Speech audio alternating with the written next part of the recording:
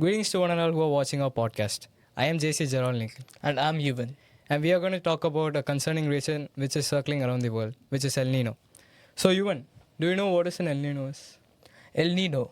So, if you've been learning Spanish for a while, El Nino means the little boy in Spanish. And it's not just a language, El Nino is actually a natural phenomena in which the floor of the Pacific Ocean becomes warmer, which in turns changes the direction of the wind and also the temperature of the wind. With the changes of direction and temperature of the wind, it can change climate around the world, which can make hot places colder and even cold places hotter. So, they are specific about El Nino, right? Which means the little boy in Spanish, as you told.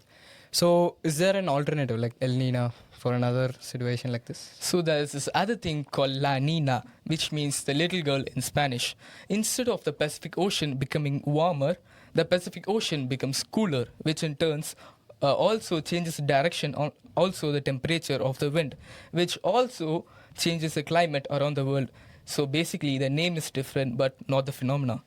So, is El Nino like related to global warming? Because I'm just studying global warming since the 5th grade or 6th grade. So, is that related to this? So, global warming is not a natural phenomenon. It is caused by humans, in which we release greenhouse gases such as carbon dioxide, carbon monoxide, and sulfur dioxide, all those stuff, into the atmosphere, which in turns depletes the ozone layer.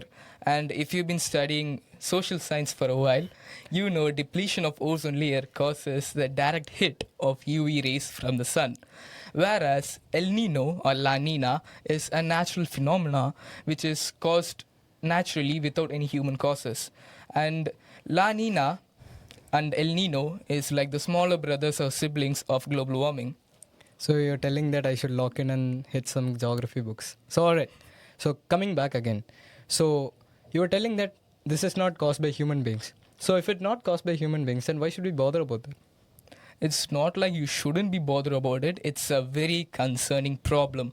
Even global warming is a concerning problem, and also El Nino is more concerning because it causes devastating effects on agriculture and on economies and on everything, because climate change is a very crucial thing. It can cause serious agriculture changes across the world. So has it affected India before?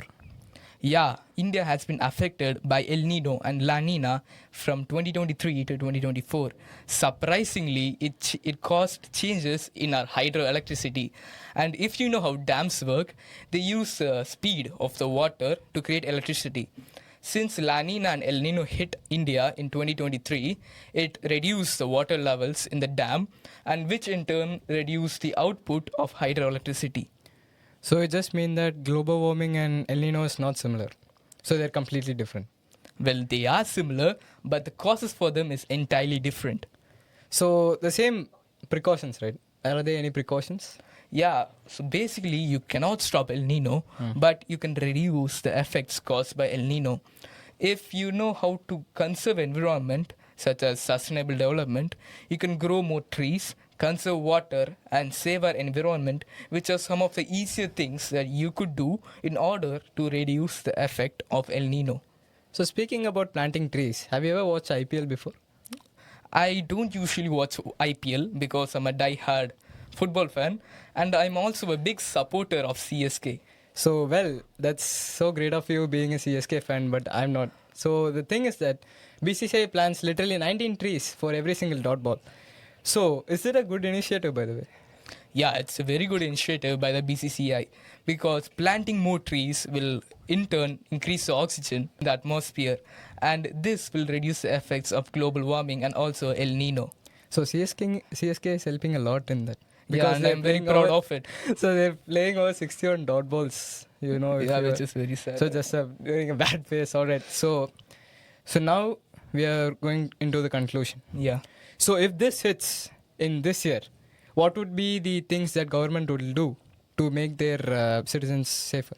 So the main thing that I've noticed among citizens is most people don't know what El Nino is. They think it's just a Spanish translation to the little boy. So the government could take initiatives in spreading the awareness about El Nino to its citizens. And also government could give new campaigns about planting more trees and conserving water. These are the simple steps that government could take to reduce the effects of El Nino. All right, that's a great thing. So I think you guys could have learned at least a 1% of what we spoke today.